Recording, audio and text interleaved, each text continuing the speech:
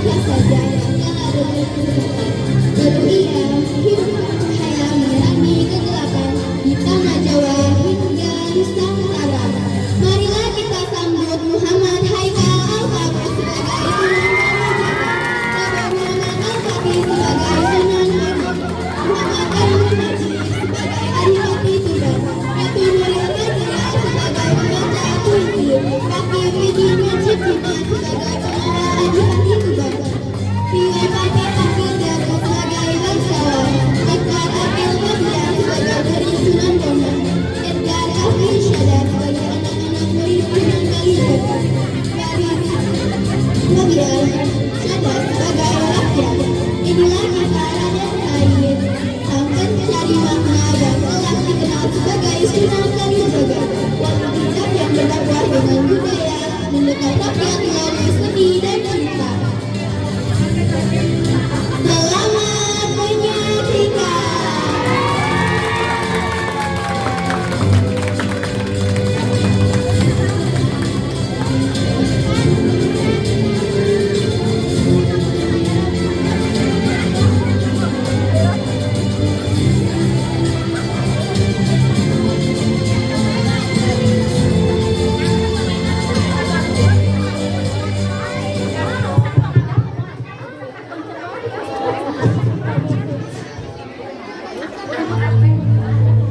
Kala itu, tanah Jawa masih berdendang dengan suara gambang, masih bercerita lewat bayang-bayang layang, dan masih bernyanyi dengan tembang-tembang leluhur.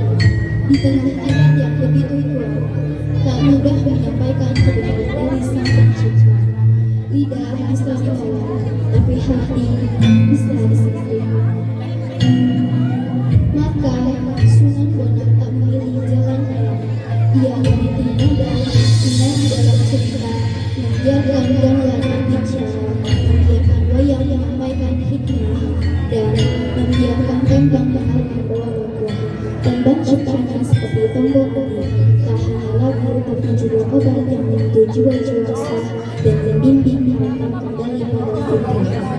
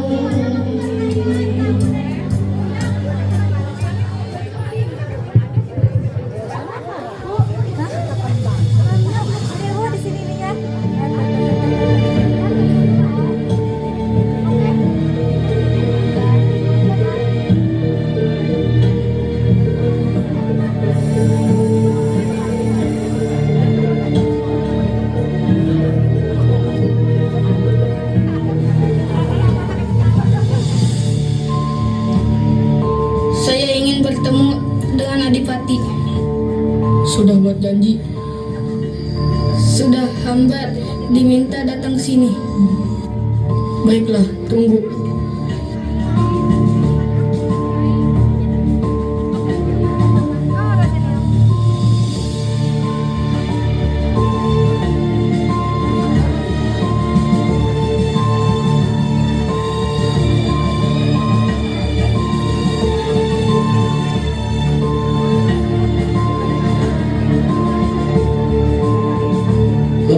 terakhir dari bendahara istana sungguh memalukan.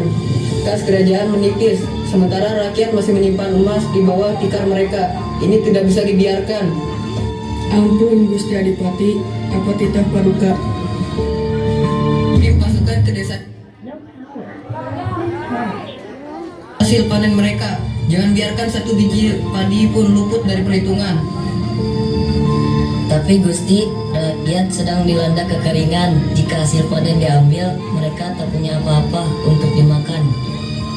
Mereka boleh lapar, asal istana kenyang. Jangan ajari aku cara memerintah, laksanakan perintahku. Ya, Paduka.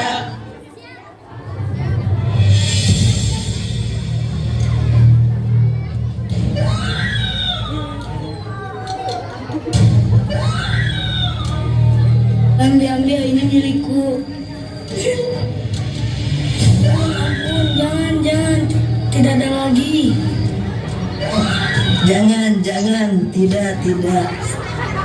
Ampun, ambil, jangan sakiti kami.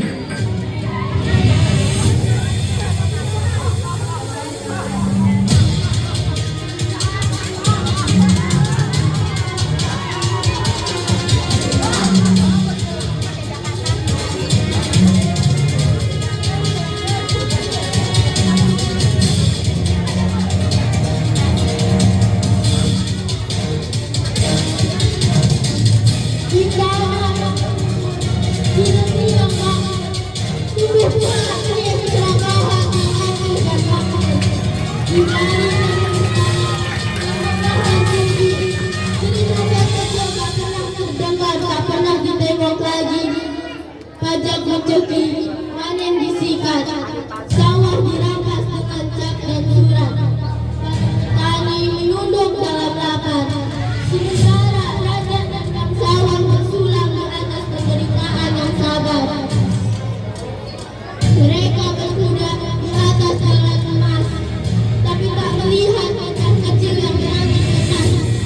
Mereka bukan putra bertabur permata, tapi tak peduli tubuh rentan dan gigi di bawah surya. Hukum tajam ke bawah, hukum ke atas.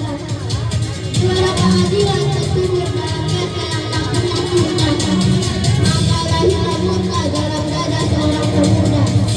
Raden Said yang melihat masyarakat sebagai mukjizat. Ia pun bangkit menolong tunduk pada dunia kekuasaan. Bukan karena hormat, tapi karena cinta pada kebenaran. Karena kebenaran itu kan selalu benar, hingga ia pun tersesat dan harus dituntun oleh cahaya sabar.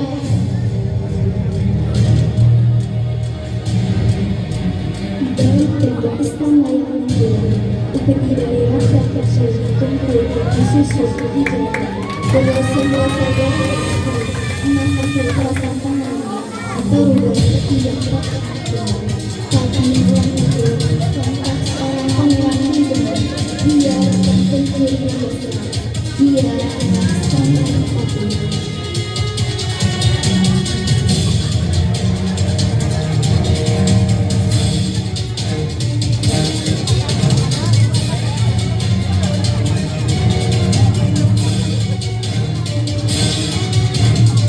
Berhenti, hai kamu orang tua, serahkan hartamu atau kau akan celaka.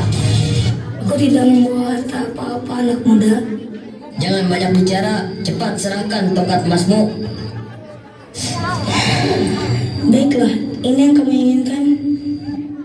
Banyak bicara, cepat serahkan. Baiklah, akan kuberikan sesuatu yang lebih baik dari tongkat ini. Ambillah tongkat kecil ini, nak. Kau mempermainkanku, aku tidak butuh ini. Cepat serahkan tongkat itu. Ambillah tongkat ini dan tanamkan di sungai sana. Jika kau sabar, kau akan mendapatkan yang kau cari.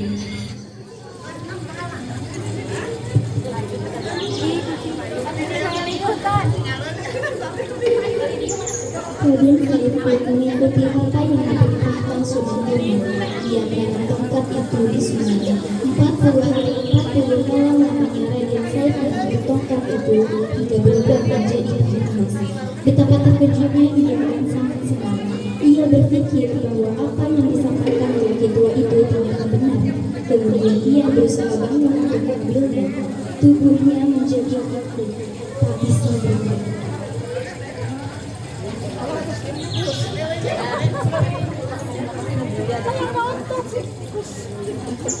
Simpu saya nonton itu.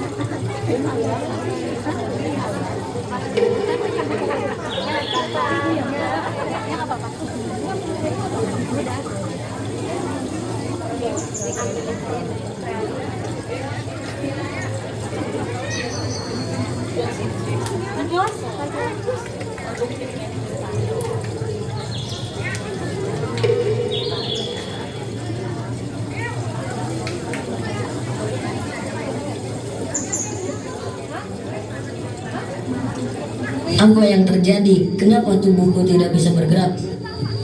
Ada yang salah dengan caramu, Nak. Aku membutuhkan emas-emas itu untuk membantu fakir miskin. Saya dan aku, engkau adalah seorang anak bangsawan. Namun, hatimu terluka oleh ketidakadilan dunia. Kau angkat senjata, merampas dari orang kaya untuk memberikan kepada yang miskin. Sekilas tampak mulia, tapi itu bukan jalan kebenaran. Guru, aku hanya ingin membela kaum lemah. Apakah itu salah? Keinginanmu benar, tapi caramu keliru. Kebenaran tidak bisa ditegakkan dengan kemarahan, dan kekerasan Islam mengajarkan kelembutan, kasih sayang, dan keikhlasan. Bukan sekadar mengimbangi harta, tapi menanamkan iman dan akhlak. Aku malu, guru. Selama ini aku merasa paling benar, padahal aku buta.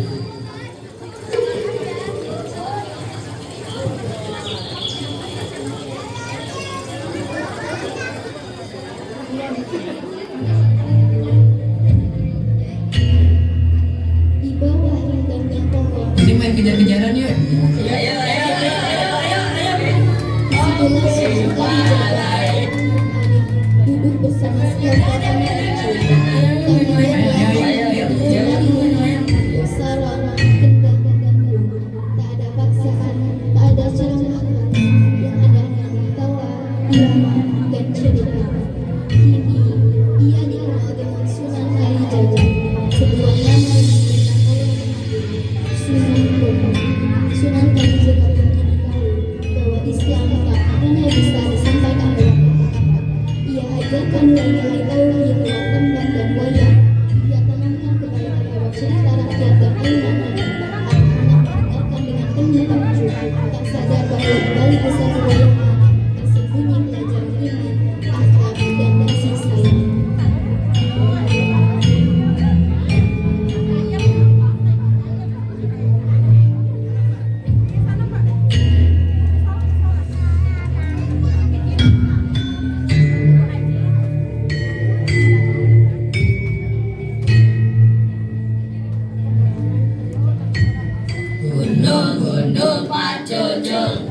Sunan Bonang tak menentukan dengan kekuatan.